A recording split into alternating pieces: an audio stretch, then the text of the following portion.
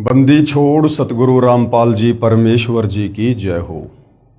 परमपिता परमात्मा सारी सृष्टि के रचनहार, कुल मालिक, असंख्य ब्रह्मांडों के स्वामी, जगत गुरु, तीनों लोकों में प्रवेश करके सबका धारण पोषण करने वाले, राजाधिराज, आत्माधार, नाथों के नाथ, देवों के देव महादेव, सर्वेश्वर महेश्वर, मृत्युंजय, अजरो अमर, आदि अनादि, सनातनी प्रभु, जगत पिता जगदीश्वर, श्री श्री 1008 की उपाधि के वास्तविक अधिकारी, अकाल मूर्त सौद स्वरूपी राम वासुदेव सर्वगतम ब्रह्म, परम पूज्य, प्रथम पूज्य, परम संत, परम पुरुष, परम धनी, परम दयालु, सत्य कबीर, हक्का कबीर, अल्लाहु कबीर, अल्लाहु अकबर, बाखबर, अल्लाह ताला, जगत के तारणहार, जगत के मुक्तिदाता, जगत के जगन्नाथ, हारे के सहारे, हिंदुओं के राम, मुसलमानों के अल्लाह, सिखों के वाहिगुरु, ईसाइयों के मसीह, दया के सागर दयानिधि, करुणा के सागर करुणानिधि,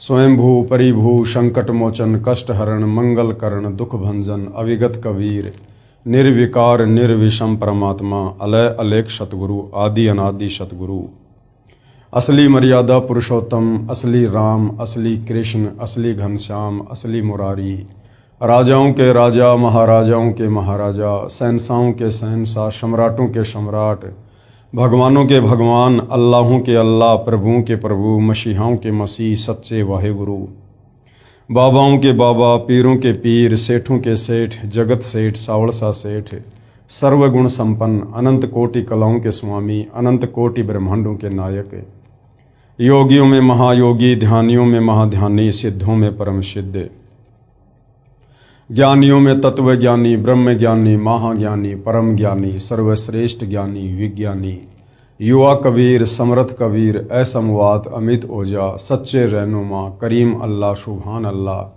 दुनिया के अंतिम पैगंबर, 8 सितंबर 1951 से गांव धनाना, जिला सोनीपत, हरियाणा, भारतवर्ष की पावन भूमि पे प्रकट रियल कल्कि भगवान श्री नारायण साकार हरि, श्री बाबा साहेब, नूर अनंत परमात्मा, सच्चे दरवेश, सच्चे बाखबर, संत शिरोमणि सतगुरु रामपाल जी परमेश्वर जी के चरण कमल में आप और हम सभी भाई बहनों का अनंत कोटि दंडवत प्रणाम। सत्साई भाई और बहनों, बहुत बड़ी दया, बहुत बड़ी मेहर पूज्य गुरुदेव भगवान की, परमेश्वर रामपाल जी की, जिनके शुभ आशीर्वाद से, विशेष आशीर्वाद से आप और हम विश्व की सभी परमात्मा चाहने वाली आत्माओं को अध्यात्म के विषय में, भक्ति मार्ग के विषय में उनके द्वारा लिखित पवित्र पुस्तक ज्ञान गंगा के माध्यम से गूढ़ जानकारियां प्राप्त हो रही हैं। भाई और बहनों, परमात्मा को लेकर ये आत्मा जो सदियों से जानने की इच्छुक है कि एक परमात्मा कौन है, जिसने सर्व सृष्टि को रचा, सर्व ब्रह्मांडों को रचा, सूरज चांद सितारों को बनाया, जिसने ब्रह्मा विष्णु महेश को बनाया, दुर्गा को बनाया, काल को बनाया, महाकाल को बनाया और सभी जीवों को उत्पन्न किया, वो एक सर्वशक्तिमान परमात्मा कौन है, कैसा है, कहाँ रहता है, वो कैसे मिलेगा।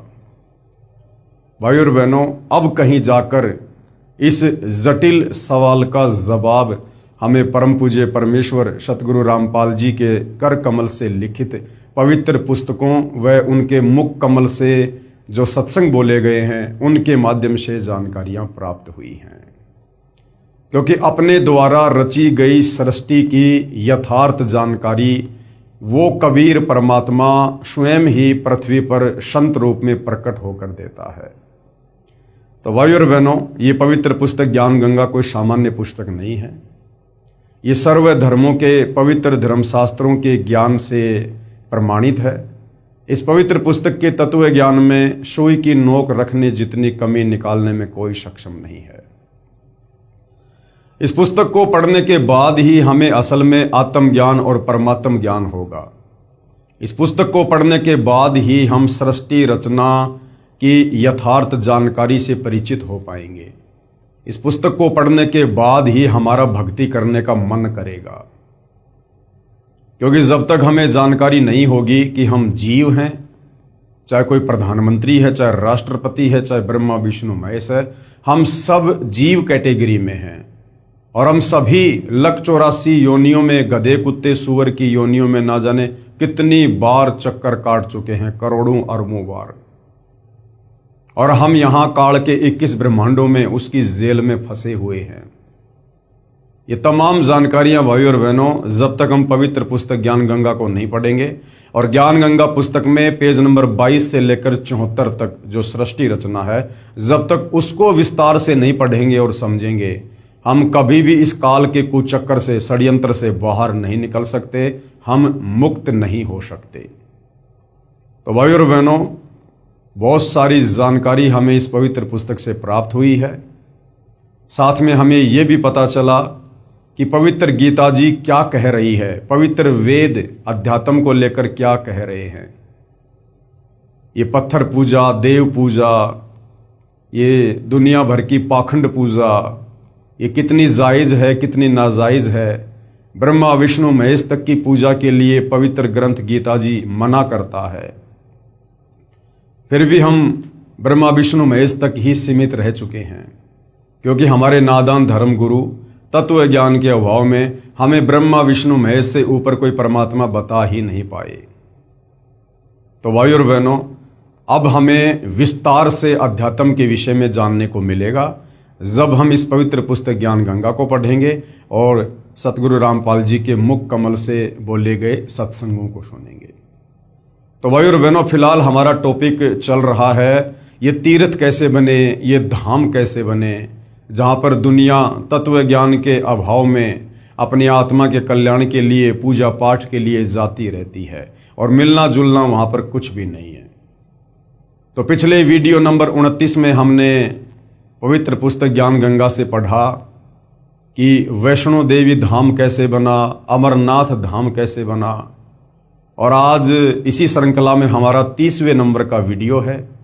इस वीडियो में आज हम पूज्य गुरुदेव भगवान सतगुरु रामपाल जी के आशीर्वाद से जानेंगे कि उड़ीसा के पुरी में जो जगन्नाथ मंदिर है, जो विशेषकर हिंदुओं की श्रद्धा का केंद्र है, इस जगन्नाथ मंदिर की स्थापना कैसे हुई थी, किसके द्वारा हुई थी, और जगन्नाथ मंदिर में शास्त्र अनुकूल साधना है या नहीं है, या वहाँ जाने से केवल हमारे घुटने ही टूटते हैं। तो तमाम जानकारी आज हम पूज्य गुरुदेव भगवान के आशीर्वाद से पवित्र पुस्तक ज्ञान गंगा से प्राप्त करेंगे। तो भाई और बहनों, ये है पवित्र पुस्तक ज्ञान गंगा, और आज का हमारा जो टॉपिक है वो है पुरी, जो कि उड़ीसा में है। पुरी में श्री जगन्नाथ जी का मंदिर अर्थात धाम कैसे बना। देखो, जब तक हमें किसी धाम के विषय में, किसी तीर्थ के विषय में, किसी मंदिर के विषय में जानकारी नहीं होगी, तो भला फिर वहां जाने से हमें फायदा क्या। हमारी रुचि बनेगी नहीं, हम तो केवल भेड़ चाल में चले जाएंगे, भेड़ चाल में आ जाएंगे। तो हमें हकीकत से परिचित होना चाहिए सर्वप्रथम, उसके बाद हमने भक्ति मार्ग को चुनना चाहिए। उड़ीसा प्रांत में एक इंद्रदमन नाम का राजा था। वह भगवान श्री कृष्ण जी का अनन्य भगत था। अनन्य का मतलब होता है कि श्री कृष्ण जी के अलावा वो इष्ट रूप में अन्य किसी भी देवी देवता की पूजा नहीं करता था। ना श्री शंकर जी की करता था, ना श्री ब्रह्मा जी की करता था। वो केवल विष्णु जी अर्थात श्री कृष्ण जी का ही भगत था। एक रात्रि को श्री कृष्ण जी ने राजा को स्वप्न में दर्शन देकर कहा कि जगन्नाथ नाम से मेरा एक मंदिर बनवा दे। श्री कृष्ण जी ने यह भी कहा कि इस मंदिर में मूर्ति पूजा नहीं करनी है, केवल एक संत छोड़ना है जो दर्शकों को पवित्र गीता अनुसार ज्ञान प्रचार करे। समुद्र तट पर वह स्थान भी दिखाया जहां मंदिर बनाना था। अब भाई और बहनों, जब हम अध्यात्म की गहराई में जाएंगे, और अध्यात्म की गहराई में सतगुरु रामपाल जी के सत्संग सुने बिना हम लाख जन्म भी नहीं जा सकते, तब हमें वास्तव में पता चलेगा कि राजा इंद्रदमन को स्वप्न में श्री कृष्ण जी ने नहीं बल्कि कबीर परमेश्वर जी ने दर्शन दिए थे। क्योंकि भाई और बहनों, ये जगन्नाथ का मंदिर कबीर परमेश्वर जी ने बनवाना ही बनवाना था, क्योंकि ये काफी वर्षों पहले की बात है। और चारों युगों में कबीर परमात्मा जो मोक्ष का प्राइम टाइम सेट करते हैं वो ये वर्तमान कलयुग की बिचली पीढ़ी वाले समय को करते हैं। तो इस समय तक परमेश्वर ने क्या करना था? आत्माओं को धार्मिकता से जोड़ के रखना था, आत्माओं को भक्ति भाव में बना के रखना था। उसके लिए परमेश्वर जी ने ये जगन्नाथ का मंदिर बनवाया था। सुबह उठकर राजा इंद्रदमन ने अपनी पत्नी को बताया कि आज रात्रि को भगवान श्री कृष्ण जी दिखाई दिए और मंदिर बनवाने के लिए कहा है। रानी ने कहा, शुभ कार्य में देरी क्या, सारी संपत्ति उन्हीं की दी हुई है, उन्हीं को समर्पित करने में क्या सोचना है। राजा ने उस स्थान पर मंदिर बनवा दिया जो श्री कृष्ण जी ने स्वप्न में समुद्र के किनारे पर दिखाया था। मंदिर बनने के बाद समुद्री तूफान उठा, मंदिर को तोड़ दिया, निशान भी नहीं बचा कि यहां मंदिर था। ऐसे राजा ने 5 बार मंदिर बनवाया और 5 बार समुद्र ने मंदिर को तोड़ दिया, यानी वो मंदिर नहीं बनने दिया। राजा ने निराश होकर मंदिर न बनवाने का निर्णय ले लिया। ये सोचा कि ना जाने समुद्र मेरे से कौन से जन्म का प्रतिशोध ले रहा है। खजाना खाली हो गया, मंदिर बना नहीं।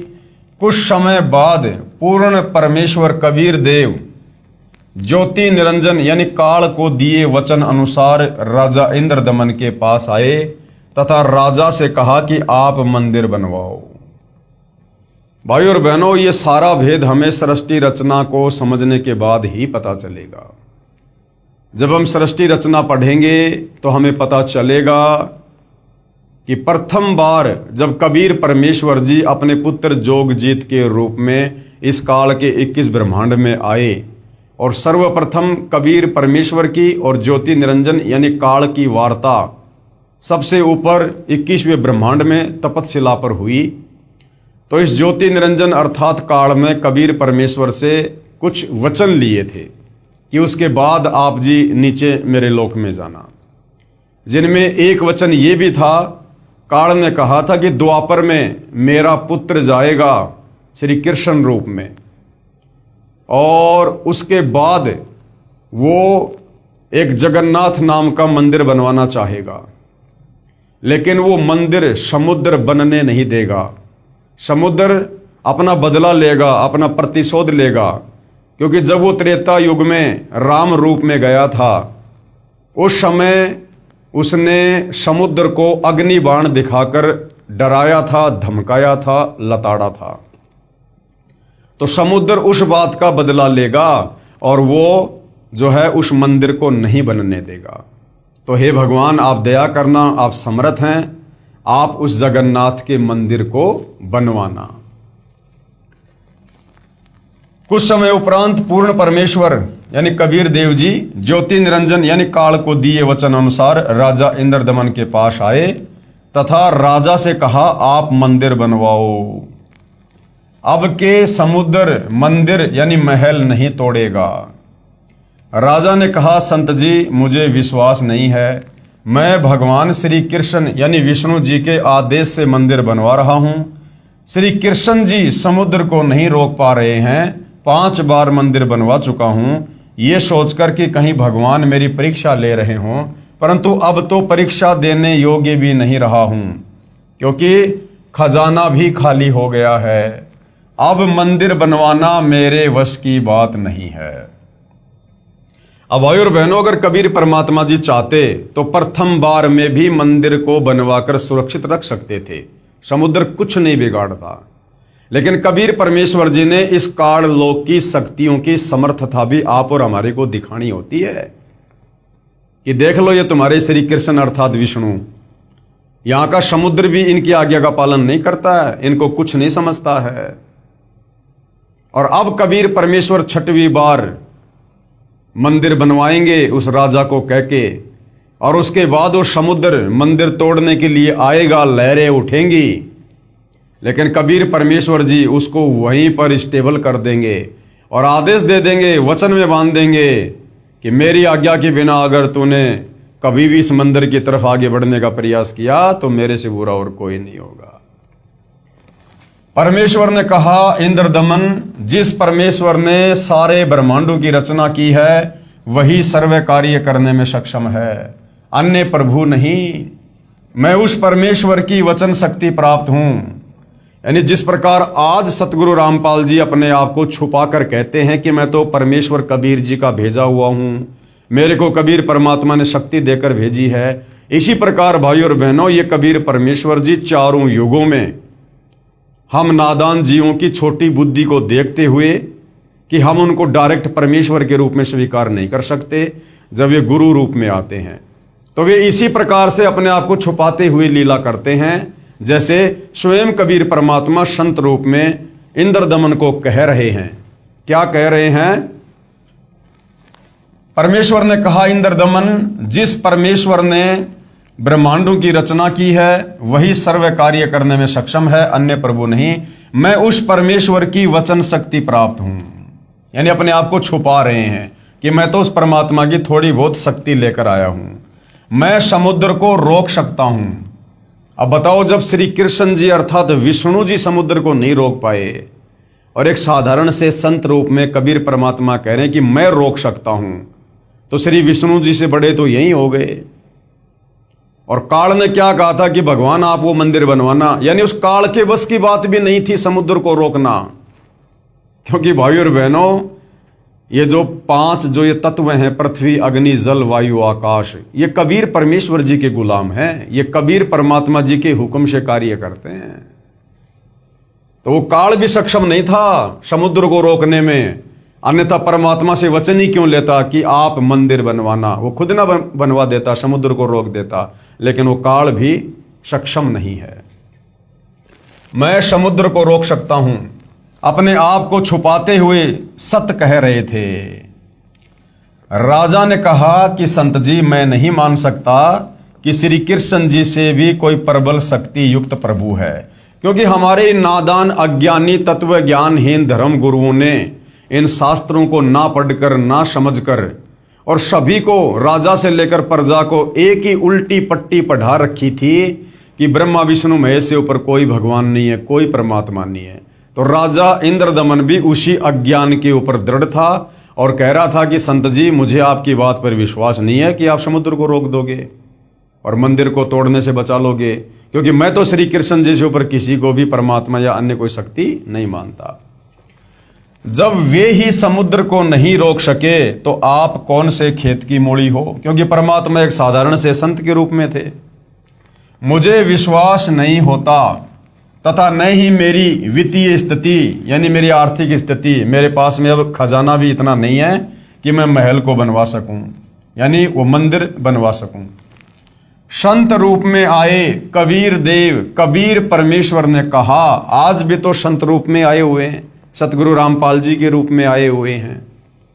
राजन, यदि मंदिर बनवाने का मन बने तो मेरे पास आ जाना, मैं फला फला जगह पर रहता हूं। अब के समुद्र मंदिर को नहीं तोड़ेगा, ये कहकर प्रभु चले गए। अब राजा इंद्रदमन को भाई और बहनों फिर भी विश्वास नहीं होना था, क्योंकि वो पूरी तरह से टूट चुका था 5 बार मंदिर बनवाकर। अब कबीर परमात्मा जी स्वयं ही राजा इंद्रदमन को रात्रि में श्री कृष्ण जी के रूप में दर्शन देते हैं और कहते हैं कि इंद्रदमन, वो जो संत आया था ना भाई, उसकी शक्ति का कोई वार न पार नहीं है, और भाई तू उसके पास चला जा और अब की बार मंदिर बनवा, उस संत की शक्ति से अब की बार समुद्र मंदिर को नहीं तोड़ेगा। स्वप्न में श्री कृष्ण जी नहीं, स्वयं कबीर परमात्मा जी ही श्री कृष्ण जी का रूप बनाकर इंद्रदमन को ये सारी बातें कहते हैं। अगर परमात्मा स्वयं कह देते संत रूप में, तो जब आमने सामने कह रहे थे परमात्मा संत रूप में कि भाई अब की बार मंदिर बनवा दे, नहीं टूटेगा, जब राजा इंद्रदमन उस समय विश्वास नहीं कर रहा था, तो स्वप्न में भला कैसे विश्वास करता। इसलिए कबीर परमात्मा जी ने श्री कृष्ण जी का रूप बनाकर राजा इंद्रदमन को स्वप्न में दर्शन देने पड़े। उसी रात्रि में भगवान श्री कृष्ण जी ने फिर राजा इंद्रदमन को दर्शन दिए। भगवान श्री कृष्ण ने नहीं, क्योंकि यह तत्व ज्ञान है भाई और बहनों। ये दर्शन कबीर परमात्मा ने श्री कृष्ण जी का रूप बनाकर दिए तथा कहा, इंद्रदमन एक बार फिर महल बनवा दे, जो तेरे पास संत आया था उससे संपर्क करके सहायता की याचना कर ले। वह ऐसा वैसा संत नहीं है, उसकी भक्ति शक्ति का कोई वार पार नहीं है, अथाह शक्ति है उसके पास में। राजा इंद्रदमन नींद से जागा, शौपन का पूरा हाल अपनी रानी को बताया। रानी ने कहा कि प्रभु कह रहे हैं तो आप मत चूको, प्रभु का महल यानी मंदिर फिर बनवा दो। रानी की सद्भावना युक्त वाणी सुनकर राजा ने कहा, अब तो कोष यानी खजाना भी खाली हो चुका है, यदि मंदिर नहीं बनवाऊंगा तो प्रभु अप्रसन्न हो जाएंगे, मैं तो धर्म संकट में फंस गया हूं। रानी ने कहा, मेरे पास गहने रखे हैं, उनसे आसानी से मंदिर बन जाएगा, आप ये गहने लो तथा प्रभु के आदेश का पालन करो। ये कहते हुए रानी ने सारे गहने जो घर रखे थे तथा जो पहन रखे थे निकाल कर प्रभु के निमित्त अपने पति के चरणों में समर्पित कर दिए। राजा इंद्रदमन उस स्थान पर गया जो परमेश्वर ने संत रूप में आकर बताया था। कबीर प्रभु अर्थात अपरिचित संत को खोजकर समुद्र को रोकने की प्रार्थना की। प्रभु कबीर जी यानी कबीर देव जी ने कहा कि जिस तरफ से समुद्र उठकर आता है वहां समुद्र के किनारे एक चौरा यानी चबूतरा बनवा दे, जिस पर बैठकर मैं प्रभु की भक्ति करूंगा तथा समुद्र को रोकूंगा। यानी परमात्मा एक लीला कर रहे थे, खुल्लम खुल्ला चमत्कार नहीं किया, एक भगत बनकर भगवान से अरदास करके इस प्रकार की उन्होंने लीला की। राजा ने एक बड़े पत्थर को कारीगरों से चबूतरा जैसा बनवाया। परमेश्वर कबीर उस पर बैठ गए। छठी बार मंदिर बनना शुरू हुआ। उसी समय एक नाथ परंपरा के सिद्ध महात्मा आ गए, यानी गोरखनाथ जी आ गए। नाथ जी ने राजा से कहा, राजा बहुत अच्छा मंदिर बनवा रहे हो, इसमें मूर्ति भी स्थापित करनी चाहिए। जबकि शौपन में श्री कृष्ण रूप में परमात्मा जी ने मना कर दिया था कि केवल मंदिर बनवाना है, वहां पर मूर्ति पूजा नहीं होनी चाहिए, और वहां एक संत छोड़ देना जो केवल गीता जी के अनुसार लोगों को ज्ञान दे। लेकिन वो काल प्रेरणा से गोरखनाथ जी आ गए और गोरखनाथ ने कहा कि राजन मंदिर तो बहुत अच्छा बनवा रहे हो, अब इसमें तो मूर्ति भी होनी चाहिए, क्योंकि सारे के सारे ये पाखंड पूजा करने वाले हैं, तत्व ज्ञान है नहीं, चाहे गोरखनाथ हो चाहे मच्छंद्रनाथ हो। मूर्ति बिना मंदिर कैसा? अरे वो सारा का सारा मंदिर भी तो पत्थर का ही बना हुआ है, फिर और पत्थर की मूर्ति क्या लगानी भाई उसमें? ये मेरा आदेश है। राजा इंद्रदमन ने हाथ जोड़कर कहा, नाथ जी, प्रभु श्री कृष्ण जी ने मुझे शौपन में देकर मंदिर बनाने का आदेश दिया तथा कहा था कि इस महल में न तो मूर्ति रखनी है और न ही पाखंड पूजा करनी है। राजा की बात सुनकर नाथ ने कहा, शौपन भी कोई सत होता है क्या? मेरे आदेश का पालन कीजिए तथा चंदन की लकड़ी की मूर्ति अवश्य स्थापित कीजिए। ये कहकर नाथ जी बिना जलपान ग्रहण किए उठ गए। राजा ने डर के मारे चंदन की लकड़ी मंगवाई तथा कारीगर को मूर्ति बनाने का आदेश दे दिया।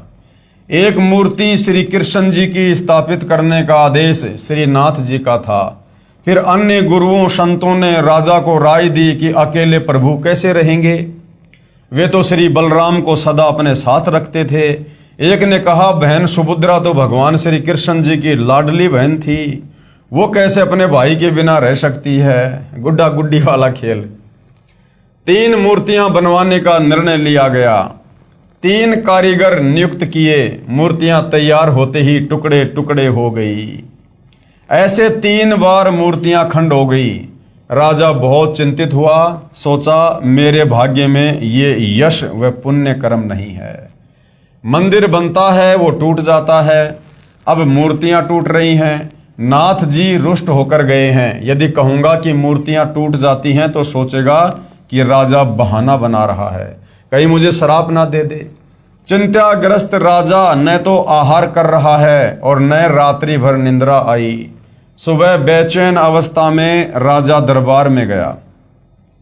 उसी समय पूर्ण परमात्मा कबीर देव कबीर प्रभु एक 80 साल के कारीगर का रूप बनाकर, एक बूढ़े कारीगर का रूप बनाकर और राज दरबार में उपस्थित हो गए। कमर पर एक थैला लटकाए हुए था जिसमें आरी बाहर स्पष्ट दिखाई दे रही थी, मानो बिना बताए कारीगर का परिचय दे रही थी, तथा अन्य बसोला व बर्मा आदि थैले में भरे थे। कारीगर वेश में प्रभु ने राजा से कहा, मैंने सुना है कि प्रभु के मंदिर के लिए मूर्तियां पूर्ण नहीं हो रही हैं। मैं 80 वर्ष का वृद्ध हो चुका हूं तथा 60 वर्ष का अनुभव है। चंदन की लकड़ी की मूर्ति प्रत्येक कारीगर नहीं बना सकता। यदि आपकी आज्ञा हो तो सेवक उपस्थित है। राजा ने कहा, कारीगर आप मेरे लिए भगवान ही कारीगर बनकर आए लगते हो। मैं बहुत चिंतित था, सोच ही रहा था कि कोई अनुभवी कारीगर मिले तो समस्या का समाधान बने। आप शीघ्र मूर्तियां बना दो। व्रत कारीगर रूप में आए कबीर देव। कबीर प्रभु ने कहा, राजन मुझे एक कमरा दे दो जिसमें बैठकर प्रभु की मूर्ति तैयार करूंगा। मैं अंदर से दरवाजा बंद करके स्वच्छता से मूर्ति बनाऊंगा और ये मूर्तियां जब तैयार हो जाएंगी तब दरवाजा खुलेगा। यदि बीच में किसी ने खोल दिया तो जितनी मूर्तियां बनेंगी उतनी ही रह जाएंगी। राजा ने कहा, जैसा आप उचित समझो वैसा करो। 12 दिन मूर्तियां बनाते हो गए तो नाथ जी आ गए। नाथ जी ने राजा से पूछा, इंद्रदमन मूर्तियां बनाई क्या? राजा ने करबद्ध होकर कहा कि आपकी आज्ञा का पूर्ण पालन किया गया है महात्मा जी, परंतु मेरा दुर्भाग्य है कि मूर्तियां बन नहीं रही हैं। आदि बनते ही टुकड़े टुकड़े हो जाती हैं। नौकरों से मूर्तियों के टुकड़े मंगवाकर नाथ जी को विश्वास दिलाने के लिए दिखाए। नाथ जी ने कहा कि मूर्ति अवश्य बनवानी है, अब बनवाओ, मैं देखता हूं कैसे मूर्ति टूटती है। राजा ने कहा, नाथ जी प्रयत्न किया जा रहा है। प्रभु का भेजा एक अनुभवी 80 वर्षीय कारीगर बंद कमरे में मूर्ति बना रहा है। उसने कहा है कि मूर्तियां बन जाने पर मैं अपने आप दरवाजा खोल दूंगा। यदि किसी ने बीच में द्वार खोल दिया तो जितनी मूर्तियां बनी होंगी उतनी ही रह जाएंगी। आज उसे मूर्ति बनाते 12 दिन हो गए, न तो बाहर निकला है और न ही जलपान तथा आहार ही किया है। नाथ जी ने कहा कि मूर्तियां देखनी चाहिए, कैसी बना रहा है, बनने के बाद क्या देखना, ठीक नहीं बनी होंगी तो ठीक बनवाएंगे। ये कहकर नाथ जी राजा इंद्रदमन को साथ लेकर उस कमरे के सामने गए जहां मूर्ति बनाई जा रही थी तथा आवाज लगाई, कारीगर द्वार खोलो। कई बार कहा परंतु द्वार नहीं खुला तथा जो खटखट की आवाज आ रही थी वह भी बंद हो गई। नाथ जी ने कहा कि 80 वर्षीय वृद्ध बता रहे हो, 12 दिन खाना पीना भी नहीं किया है, अब आवाज भी बंद है, कहीं मर ना गया हो। धक्का मारकर दरवाजा तोड़ दिया। देखा तो 3 मूर्तियां रखी थी, तीनों के हाथ के व पैरों के पंजे नहीं बने थे। कारीगर अंतर ध्यान हो गया। मंदिर बनकर तैयार हो गया और चारा ना देखकर अपने हट पर अडिग नाथ जी ने कहा, ऐसी ही मूर्तियों को स्थापित कर दो। हो सकता है प्रभु को यही स्वीकार हो। लगता है श्री कृष्ण ही स्वयं मूर्तियां बना कर गए हैं। मुख्य पांडे ने शुभ मुहूर्त निकालकर अगले दिन ही मूर्तियों की स्थापना कर दी। सभी पांडे तथा मुख्य पांडा व राजा तथा सैनिक व श्रद्धालु मूर्तियों में प्राण स्थापना करने के लिए चल पड़े। पूर्ण परमेश्वर कबीर देव एक शूद्र का रूप धारण करके और मंदिर के मुख्य दरवाजे के बीच में मंदिर की ओर मुख करके खड़े हो गए। ऐसी लीला कर रहे थे मानो उनको ज्ञान ही ना हो कि पीछे से प्रभु की प्राण स्थापना की सेना आ रही है। आगे आगे मुख्य पांडा चल रहा था। परमेश्वर फिर भी द्वार के बीच में ही खड़े रहे। निकट आकर मुख्य पांडे ने शुद्ध रूप में खड़े परमेश्वर को ऐसे धक्का मारा कि दूर जाकर गिरे तथा एकांत स्थान पर शुद्र लीला करते हुए बैठ गए।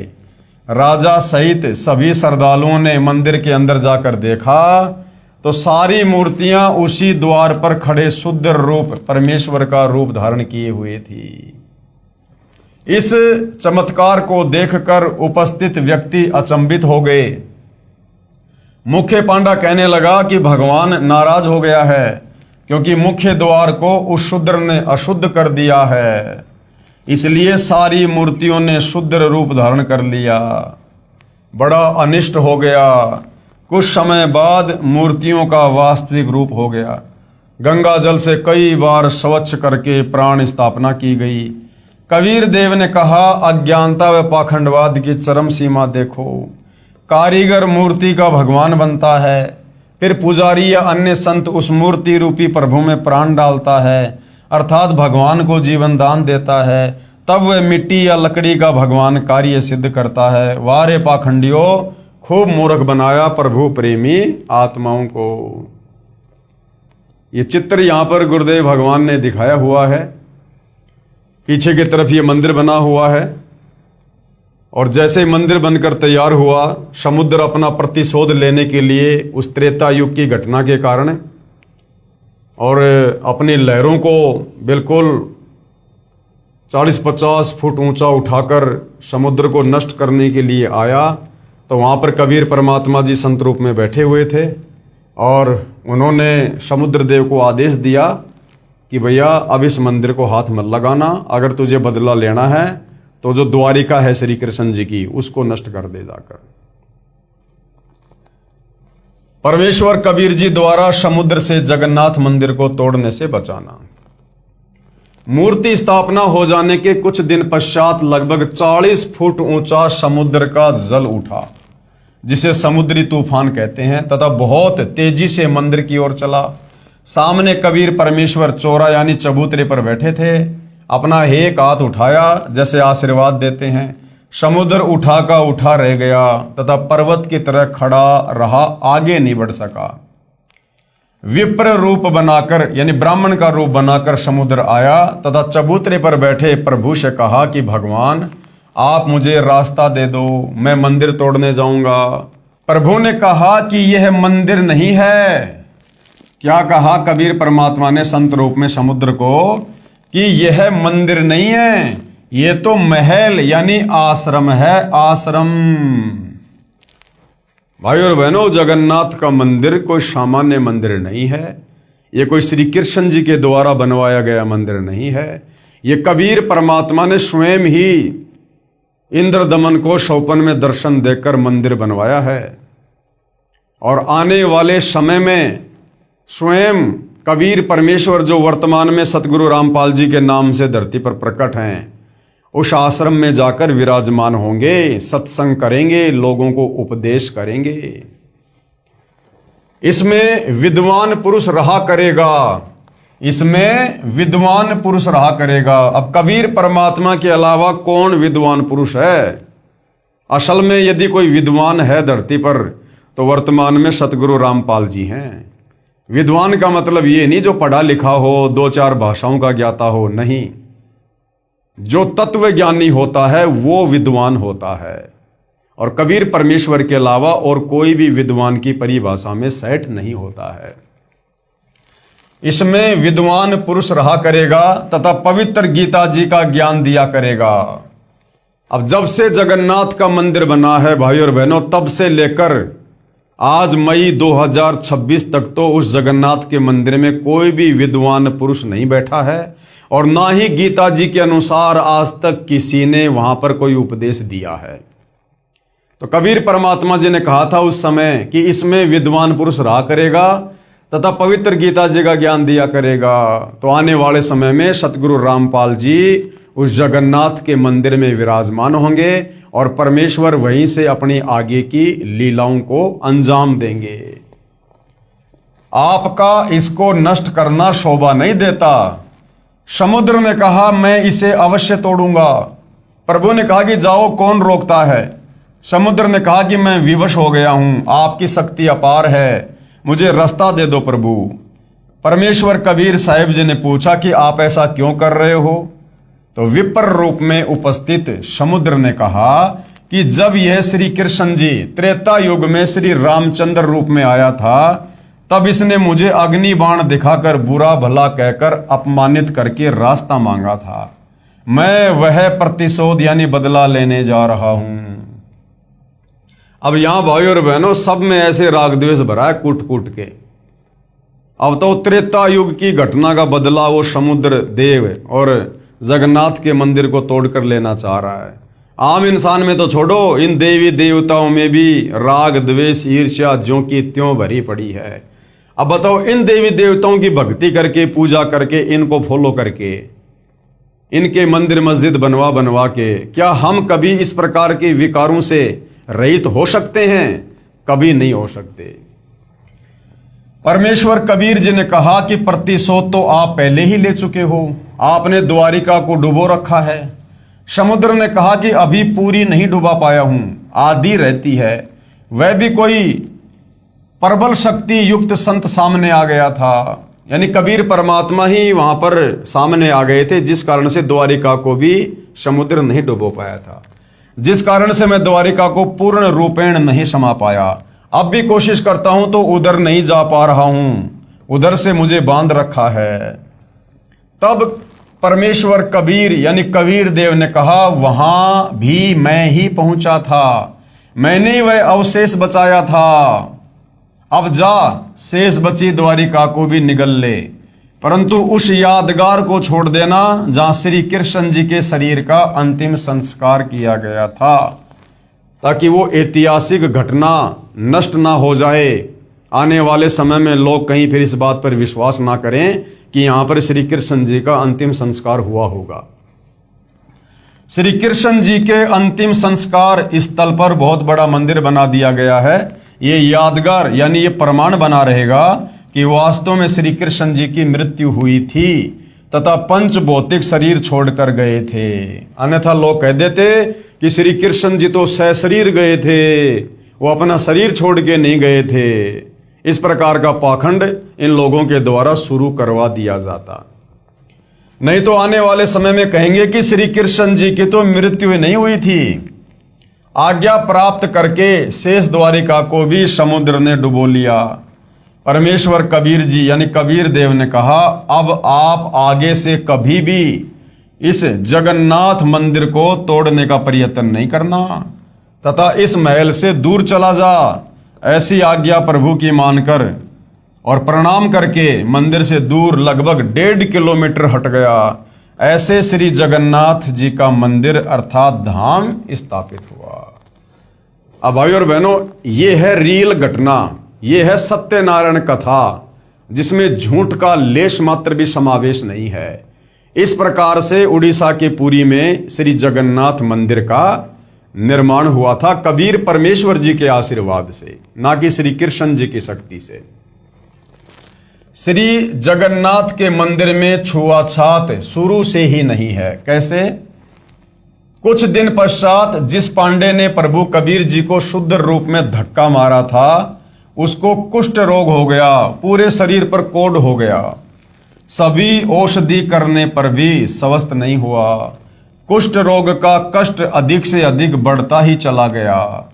सर्व उपासनाएं भी की, श्री जगन्नाथ जी से रो रो कर संकट निर्वाण के लिए प्रार्थना की, परंतु सर्व निष्फल रही।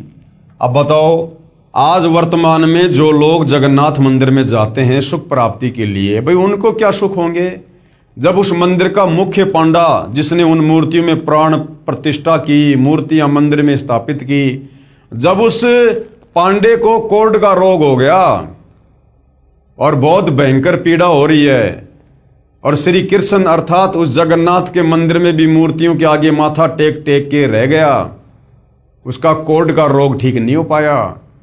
अंत में संत रूप में जो कबीर परमात्मा थे, उनके चरण धो धो के पिए, चरणामृत पिया, तब जाकर वो रोग ठीक हुआ। तो वर्तमान में दुनिया क्यों भटक रही है वहां पर? और वर्तमान में भाई और बहनों, वो रियल जगन्नाथ, अनंत कोटि कलाओं का स्वामी, ये जगत के हिसाब से जो श्री विष्णु को जगन्नाथ कहते हैं, ये तो खाली 16 कला के स्वामी हैं, 16 कला के। और कबीर परमात्मा जो रियल जगन्नाथ है, पूरे जगत के नाथ हैं, ये अनंत कोटि कलाओं के स्वामी हैं। और आज भाई और बहनों वो रियल जगन्नाथ धरती पर सतगुरु रामपाल जी के रूप में प्रकट है और आने वाले समय में उस जगन्नाथ के मंदिर में भी विराजमान होंगे।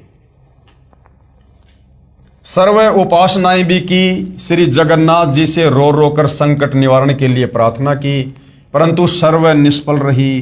54 में श्री कृष्ण जी ने दर्शन दिए। अब श्री कृष्ण जी का उनकी मृत्यु होने के बाद इस लोक से कोई लेना देना नहीं है, उन्हें तो पता भी नहीं है। वो तो अपना जिस योनि में या जिस पद पर हैं वहीं अपनी मस्ती में मस्त हैं। उसी कबीर परमात्मा जी ने उस पांडे को 56 में दर्शन दिए, क्योंकि परमात्मा ने जगन्नाथ के मंदिर से छुआछात को समाप्त करवाना था।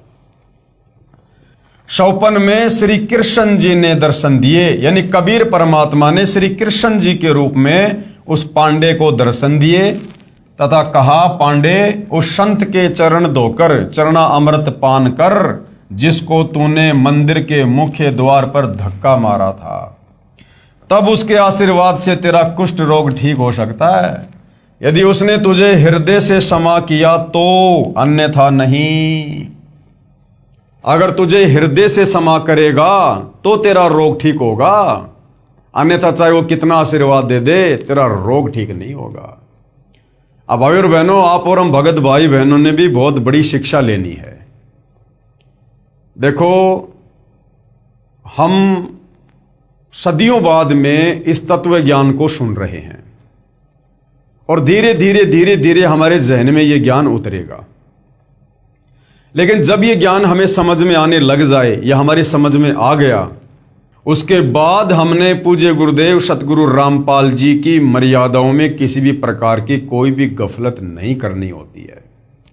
हमने कोई भी नियम भंग नहीं करना चाहिए, मर्यादा नहीं तोड़नी चाहिए, अन्यथा ये रियल जगन्नाथ सतगुरु रामपाल जी नाराज होते हैं। जो भगत इस भक्ति मार्ग पर मर्यादा तोड़ देता है। एक आध बार तो किसी नए भगत से शुरुआत में गलती हो सकती है, लेकिन गुरुदेव कहते हैं सतनाम प्राप्ति के बाद यदि आप मर्यादा तोड़ोगे तो परमात्मा नाराज होगा और बार बार मर्यादा तोड़ोगे, गलतियां करोगे और नाम भी शुद्ध करवाने का नाटक करोगे तो फिर आपका नाम शुद्ध नहीं होगा। चाहे आप डायरेक्ट गुरुदेव भगवान के पास जाकर उनकी गोद में बैठकर, चाहे डायरेक्ट अपने गुरुजी से ही नाम शुद्ध क्यों ना करवा लेना, अगर गुरु नाराज है और गुरु ने यदि आपका नाम शुद्ध भी कर दिया तो भी वो आपका नाम शुद्ध नहीं होगा, क्योंकि गुरु ने अभी आपको हृदय से माफ नहीं किया है। उदाहरण के लिए भाई और बहनों, बहुत सारे भाई बहन कह देंगे भैया अगर गुरुजी ने मुंह से बोल दिया तो वो तो सिद्ध हो जाएगा, साध वचन पलटे नहीं पलट जाए ब्रह्मांड।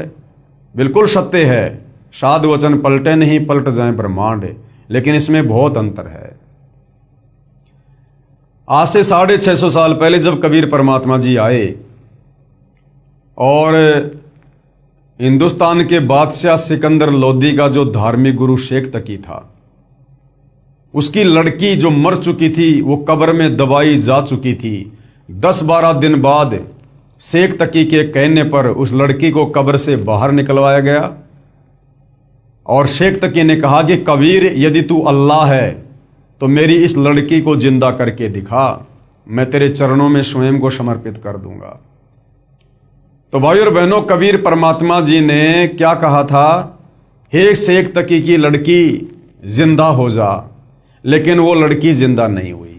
दोबारा फिर कहा कि हे शेख तकी की लड़की जिंदा हो जा, वो लड़की जिंदा नहीं हुई।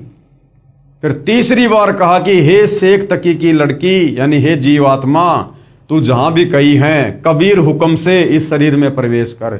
उसी समय लड़की जिंदा हो गई।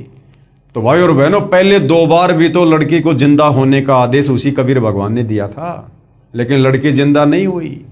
उस समय परमात्मा का वचन काम क्यों नहीं किया? क्योंकि ये परमेश्वर की अपनी इच्छा, अपनी मर्जी पर है कि उनका कौन सा आशीर्वाद काम करेगा और कौन सा आशीर्वाद काम नहीं करेगा। तो इसी प्रकार जो भगत भाई बहन भक्ति मार्ग पर बार बार गलतियां करते हैं, मर्यादा तोड़ते हैं और वो सोचें कि हमने तो गुरुजी से नाम शुद्ध करवा लिया।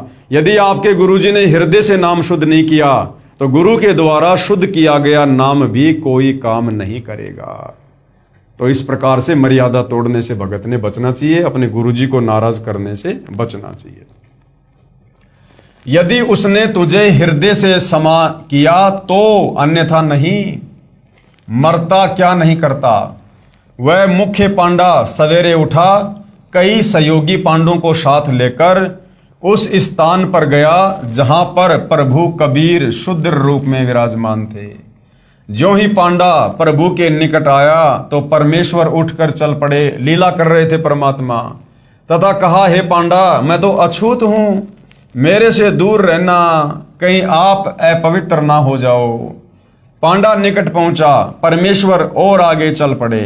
तब पांडा फूट फूट कर रोने लगा तथा कहा, परवरदिगार, मेरा दोष क्षमा कर दो। तब दयालु प्रभु रुक गए। पांडे ने आदर के साथ एक स्वच्छ वस्त्र जमीन पर बिछाकर प्रभु को बैठने की प्रार्थना की। प्रभु उस वस्त्र पर बैठ गए। तब उस पांडे ने स्वयं चरण धोए तथा चरणामृत को पात्र में वापस डाल लिया। प्रभु कबीर जी ने कहा, पांडे, 40 दिन तक इसे पीना भी तथा स्नान करने वाले जल में कुछ डालकर स्नान करते रहना। 40वें दिन तेरा कुष्ठ रोग समाप्त होगा। तथा कहा कि भविष्य में भी इस जगन्नाथ जी के मंदिर में किसी ने छुआछात किया तो उसको भी दंड मिलेगा। इस प्रकार से जगन्नाथ के मंदिर में जो ये छुआछात की परंपरा नहीं है, ये कबीर परमेश्वर जी के आशीर्वाद से संभव हुआ। कबीर परमेश्वर जी के आशीर्वाद से सभी उपस्थित व्यक्तियों ने वचन किए कि आज के बाद इस पवित्र स्थान पर कोई छुआछात नहीं की जाएगी। अब गुरुदेव कहते हैं, विचार करो, हिंदुस्तान का एक ही मंदिर ऐसा है जिसमें शुरू से ही छुआछात नहीं रही है, और बाकी सभी मंदिरों में ये छुआछात, इस प्रकार का भेदभाव आपको देखने को मिलेगा। तो ये जो मंदिर था जगन्नाथ का, ये अगर यहाँ की शक्तियों के द्वारा बनाया गया होता, ब्रह्मा विष्णु महेश के द्वारा या काल के द्वारा, तो इसमें भी अवश्य छुआछात होती, भेदभाव होता। लेकिन ये जगन्नाथ का मंदिर तो रियल सृष्टि के जगन्नाथ कबीर परमेश्वर अर्थात सतगुरु रामपाल जी ने ही बनवाया था, और आगे चलकर स्वयं सतगुरु रामपाल जी उस जगन्नाथ के मंदिर में ही विराजमान होंगे। मुझदास को भी, यानी गुरुदेव भगवान कह रहे हैं कि मुझदास को भी उस स्थान को देखने का अवसर प्राप्त हुआ, जबकि गुरुदेव भगवान ने तो बनवाया ही था, लेकिन अपने आप को वर्तमान में छुपाकर लीला करते हुए कह रहे हैं कि मुझदास को भी उस स्थान को, यानी उस जगन्नाथ मंदिर को देखने का अवसर प्राप्त हुआ। कई सेवकों के साथ उस स्थल को देखने के लिए गया था कि कुछ प्रमाण प्राप्त करूं। वहां पर सर्व प्रमाण आज भी साक्षी मिले। जिस पत्थर यानी चौरा पर बैठकर कबीर परमेश्वर जी ने मंदिर को बचाने के लिए समुद्र को रोका था, वो आज भी विद्यमान है। उसके ऊपर एक यादगार रूप में गुम्बज बना रखा है। वहां पर बहुत पुरातन महंत यानी रखवाड़ा परंपरा से एक आश्रम भी विद्यमान है। वहां पर लगभग 70 वर्षीय वरद महंत जी से उपरोक्त मंदिर की समुद्र से रक्षा की जानकारी चाहिए, तो उसने भी यही बताया तथा कहा कि मेरे पूर्वज कई पीढ़ी से यहाँ पर महंत यानी रखवाले रहे हैं। यहाँ पर ही श्री धर्मदास साहिब व उनकी पत्नी भगतमती आमनी देवी ने शरीर छोड़ा था। दोनों की समाधियां भी साथ साथ ही बनी दिखाई। फिर हम श्री जगन्नाथ जी के मंदिर में गए। वहां पर मूर्ति पूजा आज भी नहीं है, परंतु प्रदर्शनी अवश्य लगा रखी है। जो 3 मूर्तियां भगवान श्री कृष्ण जी तथा श्री बलराम जी व बहन सुभद्रा जी की मंदिर के अंदर स्थापित हैं, उनके दोनों हाथों के पंजे नहीं हैं, दोनों हाथ टुंडे हैं। उन मूर्तियों की भी पूजा नहीं होती, केवल दर्शनार्थ रखी हैं। वहां पर एक गाइड पांडे से पूछा कि सुना है कि यह मंदिर 5 बार समुद्र ने तोड़ा था, फिर इसको दोबारा से बनवाया गया था। समुद्र ने क्यों तोड़ा, फिर किसने समुद्र को रोका? तो पांडे ने कहा, इतना तो मुझे पता नहीं, ये सर्व कृपया जगन्नाथ जी की है, यानी श्री कृष्ण जी की है। उन्होंने ही समुद्र को रोका था। सुना तो है कि समुद्र ने 3 बार मंदिर को तोड़ा था। मैंने फिर प्रश्न किया कि प्रथम बार ही क्यों न समुद्र रोका। पांडे ने उत्तर दिया कि लीला है जगन्नाथ की। अब इनको हकीकत का तो पता नहीं, बोला ये तो लीला है जगन्नाथ की, लीला है। लीला के चक्कर में भाई और बहनों लोगों ने सदा से भक्तों को उलझा के रखा है। भगवान की लीला लीला कह के, गुरु की लीला लीला कह के इन लोगों ने हमेशा ही भक्तों को मूर्ख बनाया है। मैंने फिर पूछा कि इस मंदिर में छुआछात है या नहीं, तो पांडे ने कहा, यानी जो गाइड था उसने कहा कि जब से मंदिर बना है यहां कोई छुआछात नहीं है। मंदिर में शूद्र तथा पांडा एक थाली या पत्तल में खाना खा सकते हैं, कोई मना नहीं करता। उस मंदिर में जो पांडा होता है, जो पुजारी होता है वो, और भले कोई शूद्र है, वो दोनों एक ही पत्तल में खाना खा सकते हैं। वहां पर कोई छुआछात नहीं है। परमेश्वर कबीर जी के आशीर्वाद से वो परंपरा आज भी है। फिर गुरुदेव कह रहे हैं, मैंने प्रश्न किया पांडे जी, अन्य हिंदू मंदिरों में तो पहले बहुत छुआछात थी, इसमें क्यों नहीं? प्रभु तो वही है, यानी श्री कृष्ण जी के और भी तो मंदिर हैं, उनमें भी तो छुआछात है, भेदभाव है, इस मंदिर में क्यों नहीं? तो पांडे का उत्तर था, लीला है जगन्नाथ की, लीला है गुरुदेव की। तो पांडे ने कहा कि लीला है जगन्नाथ की। तो ये लीला के चक्कर में भाई और बहनों भक्तों का बहुत दलिया निकाला लोगों ने। अब पुण्यात्माएं विचार करें कि सत्य को कितना दबाया गया है। एक लीला जगन्नाथ की कहकर पवित्र यादगारें आदरणीय हैं, परंतु आत्म कल्याण तो केवल पवित्र गीता जी व पवित्र वेदों में वर्णित तथा परमेश्वर कबीर जी द्वारा दिए तत्व ज्ञान के अनुसार भक्ति साधना करने मात्र से ही संभव है। अन्यथा शास्त्र विरुद्ध होने से मानव जीवन व्यर्थ हो जाएगा। इसका प्रमाण गीता अध्याय 16 मंत्र 23 और 24 है कि अर्जुन, शास्त्र विधि को त्याग कर जो मनमाना आचरण करते हैं उनकी ना परम गति होती है, ना उनको सिद्धि होती है और ना उनका कोई कार्य सिद्ध होता है। श्री जगन्नाथ के मंदिर में प्रभु के आदेश अनुसार पवित्र गीता जी के ज्ञान की महिमा का गुणगान होना ही श्रेयकर है। अब क्या कह रहे हैं गुरुदेव? गुरुदेव कह रहे हैं कि उस जगन्नाथ के मंदिर में, जैसा कि भगवान ने कहा था कि यहां पर मूर्ति पूजा नहीं होनी चाहिए, यहां पर एक संत रहेगा, विद्वान पुरुष रहेगा और वो गीता जी के अनुसार लोगों को ज्ञान देगा। तो अब गुरुदेव क्या कह रहे हैं? श्री जगन्नाथ के मंदिर में प्रभु यानी भगवान के आदेश अनुसार, क्योंकि श्री कृष्ण जी के रूप में वो आदेश किसने दिया? इंद्रदमन को कबीर परमात्मा ने।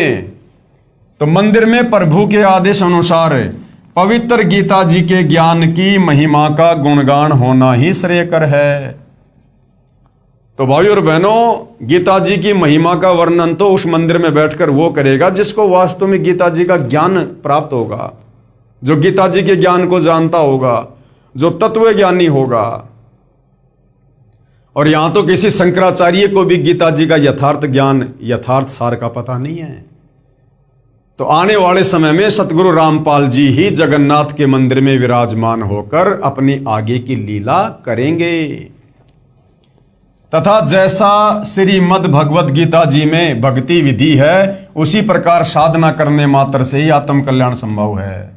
अन्यथा जगन्नाथ जी के दर्शन मात्र या खिचड़ी प्रसाद खाने मात्र से कोई लाभ नहीं, क्योंकि ये क्रिया श्री गीता जी में वर्णित न होने से शास्त्र विरुद्ध हुई, जो अध्याय 16 मंत्र 23 व 24 में प्रमाण है। तो भाई और बहनों, इस कथा से हमें बहुत ही गहरी शिक्षा मिलती है कि वास्तव में जो रियल जगन्नाथ है, और भविष्य मालिका के अनुसार भी आने वाले समय में प्रभु जगन्नाथ उस मंदिर में विराजमान होंगे। तो भाई श्री कृष्ण जी या फिर विष्णु जी की तो कोई उम्मीद ना करे कि वो विष्णु या कृष्ण जी दोबारा से आकर और जगन्नाथ के मंदिर में विराजमान होंगे। तो इस कलयुग में जो रियल जगन्नाथ हैं, और वैसे जो सारी सृष्टि के जगन्नाथ हैं, सर्व सृष्टि को रचने वाले, वो है कबीर परमेश्वर, कबीर देव। और आज वो कबीर परमात्मा सतगुरु रामपाल जी के नाम से धरती पर प्रकट हैं। और आने वाले समय में यही रियल जगन्नाथ सतगुरु रामपाल जी इस जगन्नाथ के मंदिर में स्वयं विराजमान होंगे और अपनी आगे की लीला कबीर परमेश्वर इसी मंदिर में बैठकर करेंगे। ये दास पहले भी कई बार गुरुदेव के सत्संगों के आधार से और उनके द्वारा लिखित पुस्तकों के आधार से आप भाई बहनों को बता चुका है। तो भाई और बहनों, आज पवित्र पुस्तक ज्ञान गंगा के ऊपर इस वीडियो में हम केवल इतनी चर्चा करेंगे। कल हम फिर सेवा में हाजिर होंगे। अगला हमारा जो टॉपिक होगा वो होगी स्वर्ग की परिभाषा। वास्तव में स्वर्ग क्या है? हर आदमी तत्व ज्ञान के अभाव में मरने के बाद में स्वर्ग जाना चाहता है। चाहे किसी ने भक्ति की हो ना की हो, सारी जिंदगी उल्टे कर्म की हो, उसके मरने के बाद में उसकी फोटो बनवा कर नीचे लिख दिया जाता है फला फला दिन स्वर्गवास हुआ। भले वो नरक में गया लेकिन पीछे से घर वालों ने लिखवा दिया स्वर्गवास। तो ये स्वर्ग वास्तव में है क्या? लोगों की स्वर्ग जाने की इच्छा क्यों बनती है? क्योंकि हमारे को केवल स्वर्ग ही बताया गया कि स्वर्ग से ऊपर, बैकुंठ से ऊपर और कुछ नहीं है। अंतिम उपलब्धि भक्ति की केवल स्वर्ग है, बैकुंठ है। अब वास्तव में भाई और बहनों, स्वर्ग तो एक जेल है, जेल। और स्वर्ग यानी भक्ति के आनंद के लिए जहां पर साधक जाकर बैठता है मरने के बाद, तो स्वर्ग तो बहुत ही निम्न कैटेगरी है, बहुत ही छोटी कैटेगरी है, नीचे स्तर की कैटेगरी है। इससे ऊपर तो 21 ब्रह्मांड में भी बहुत सारे सुखमय स्थान हैं। और जो रियल स्वर्ग है, रियल बैकुंठ है, वो तो तत्व ज्ञान से अब पता चलता है, वो तो सतलोक है, सचखंड है। तो वर्तमान में तत्व ज्ञान के अभाव से सदियों से जो भाई बहन ये नहीं समझ पाए कि वास्तव में स्वर्ग क्या है। स्वर्ग कोई परमानेंट जगह थोड़ी है कि एक बार मरने के बाद में स्वर्ग चले गए तो हमेशा स्वर्ग में रहेंगे। तो स्वर्ग को तो गुरुदेव ने केवल एक रेस्टोरेंट बताया, एक होटल बताया कि जब तक आपके द्वारा मनुष्य जन्म में की गई भक्ति कमाई आप उस स्वर्ग रूपी होटल में जमा करवाएंगे, और जब तक आपकी वो दान पुण्य की, नाम जाप की, भक्ति रूपी कमाई उस स्वर्ग में जमा रहेगी, तब तक आप जी वहां पर मौज मस्ती कर लो। उसके बाद फिर आपको नरक में, लक 84 योनि में और जन्म मरण के चक्कर में काल डाल देता है। तो अगले टॉपिक पर भाई और बहनों हम यही चर्चा करेंगे कि वास्तव में स्वर्ग क्या है। तो आज की वीडियो में केवल इतना ही। पूज्य गुरुदेव भगवान हम सबको आज्ञा दें, आशीर्वाद दें, सद्बुद्धि दें, हमारा मार्गदर्शन करें, हमें भ्रमने भटकने से बचाएं। बंदी छोड़ सतगुरु रामपाल जी परमेश्वर जी की जय हो।